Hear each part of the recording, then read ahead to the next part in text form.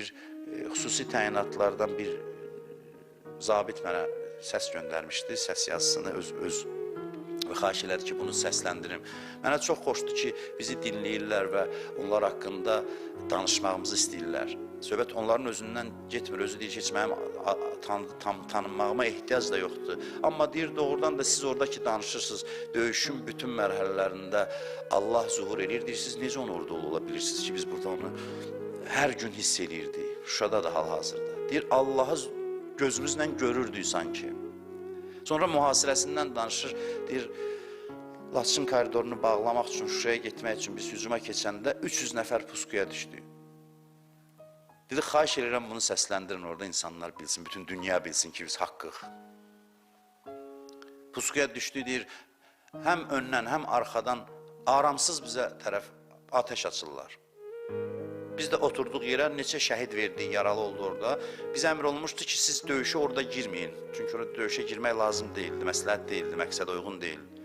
Onlar deyir, aramsız olaraq atır və biz dayanmışıq, nə önə gedə bilirik, nə arxaya. Heç arxaya getmək fikrimiz də yoxdur, deyir. Bizim beynimizdə bu vardı, ya ölüm, ya Şuşa, başqa bir fikrimiz yox idi. Ondan sonra deyir ki, bizə komanda gəldi ki, qalxın və Allahu Ekber qışqırın. 300 nəfər insan deyir, birdən qalxdıq, Allahu Ekber, təkbir deməklə gördük ki, ab-hava dəyişdi. Deyir, mən namaz qılan adamam, indiyə qədər elə şirin Allahu Ekber deməmişdim. O təkbiri deyir, ömrümün axırınacan unutmayacağım.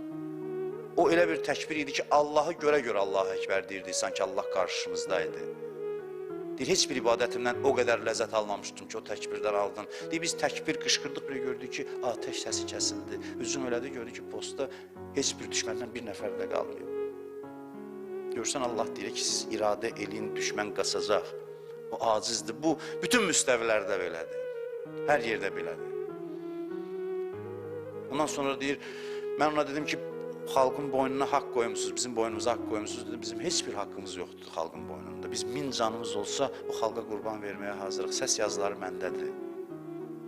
Dedi ki, biz hazırıq, heç kəsin bizə borcu yoxdur. Biz 1000 canımız olsa, necə İmam Hüseynin səhabələri deyirdi, bu xalqın yolunda verməyə hazırıq. Ondan sonra dedi ki, bizim əbəlfəzimiz var.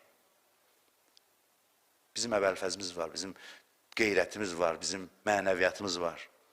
Bunlar şuar deyil, bunlar pafos deyil, bunlar real nəticə vermiş, artıq praktikada özünü təsdiq eləmiş bir. Bizim qələbəmizin əsas səbəblərindən biri Allaha inanmamız idi. Başlıca səbəbi bu idi. Haqq olmağımız, Allaha sığınmağımız və mənəviyyatla düşmənlə mübarizəyə girməyimiz, mənəvi baxımdan onu üstələməyimiz. Bu bir mənalı şəkildə belədir.